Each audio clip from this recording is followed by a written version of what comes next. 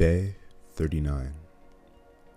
Out of habit, I started writing with music, and then I paused it. But what I'm thinking about is breathing a second life into things. I have a Asahi Pentax K1000 from my godmother. I want to clean it out and learn it and extend its life and learn about photography in a new lens. I want to experience that sort of photography within it. When I'm thinking about breathing a second life into objects, it's really just about using it in a new light. You know, with the Pentax, I'm really excited to really take the time to learn about the mechanical works of photography, because I feel like getting into videography and cinematography, I guess. Not really. Who knows? I don't do any research. I'm an autodidact. But like getting into these sorts of things, it's fairly interesting because who's used to say when something's really dead and over? It's just about if you're willing to invest that sort of time into something again. You know, I know with this camera, I want to clean it up, take out all of its innards, and really do something with it. Look at life in a really beautiful manner that I wouldn't have been as privy to beforehand, and just take my time with it. And when I'm thinking about breathing a second life into things, the first thing my mind goes to is, how do I do that for myself? Right, last night, I'm sure you guys could probably guess just by how I be talking on this series, but I'm obsessed with death, right? And not in like any like so sad I want to die, but like after death is always something unknown, right? So it's like this camera died once already with its first owner, and now after it's dead, it gets to live again with me, right? I mean, that's through the object sense, but to the physical sense, like with my own life, you know, I talked about the many deaths of self that have occurred with me in my life. And it's like I'm always excited for the next time, because that just makes life more exciting, you know? But I don't know, I do know. It just, you know the norm. There's not a thing going through my mind, and it's just like, to breathe life into something is an investment. It is a struggle. It's something that you have to work for.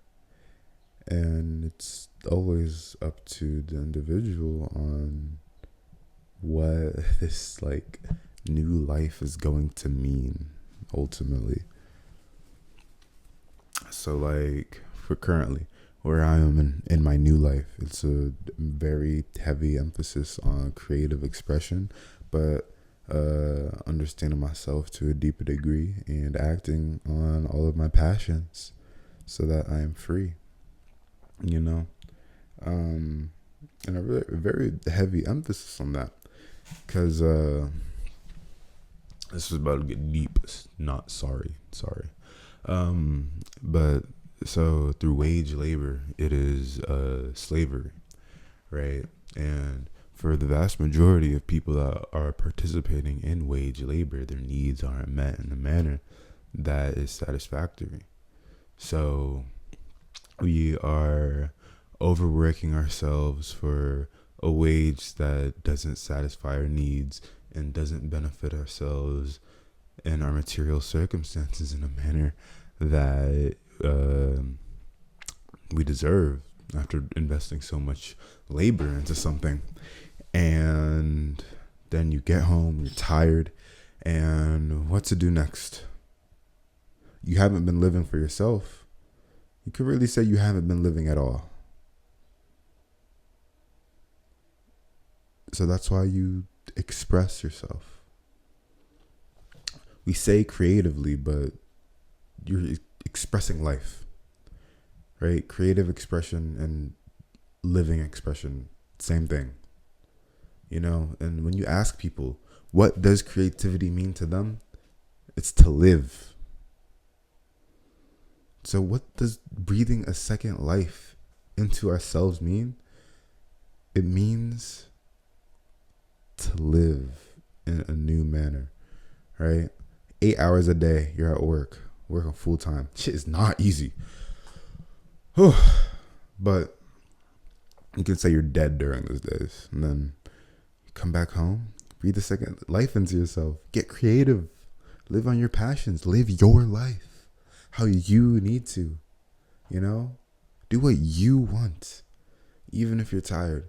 I know your needs are barely being met, but even if it's just for 30 minutes a day, 10 minutes a day, live. It's always worth it. Like, in my drawing today, I really felt like it turned into like something like in the sea. I don't know. I just let my pen and hand wander. I was tired of like this emphasis on perspective and such. I just wanted to not even think about what I was doing. Just let everything go freely. And it was my most detailed and beautiful drawing yet, you know? Outside of the doodles that have usually been done and the cubes of perspective and whatnot, this drawing today, I feel, is where I was living through the pen as well. You know? I feel like the complete eradication of these constitutional methods that I've been living by is coming to be. And for those that don't know, when I say constitutional method, it is man-made laws. Because we saw this in the first half with the preschool book, following the lines that I was told to do. And then the growth in my handwriting, I felt, wasn't satisfactory for what I wanted. And then we started drawing, and my growth came at a much more accelerated rate. And the more I drew, the more comfortable I became, the more satisfied I was with the lines that I made, and just happier and satisfied I was with the progress I was making. You know, in the moment you don't feel it, but seeing the growth, it came by very fast, and I'm happy for where I'm at. It's great. So yeah, I guess that's the memo for today. Breathe a second life into you, no matter how it makes itself known. Live your life. Live and express yourself. They say that it's creativity, but it's all art. Life is art. Live your life. Be art. Be yourself. Be weird. You know, the positive messaging that this is encapsulating. But I'll see you guys tomorrow on Friday.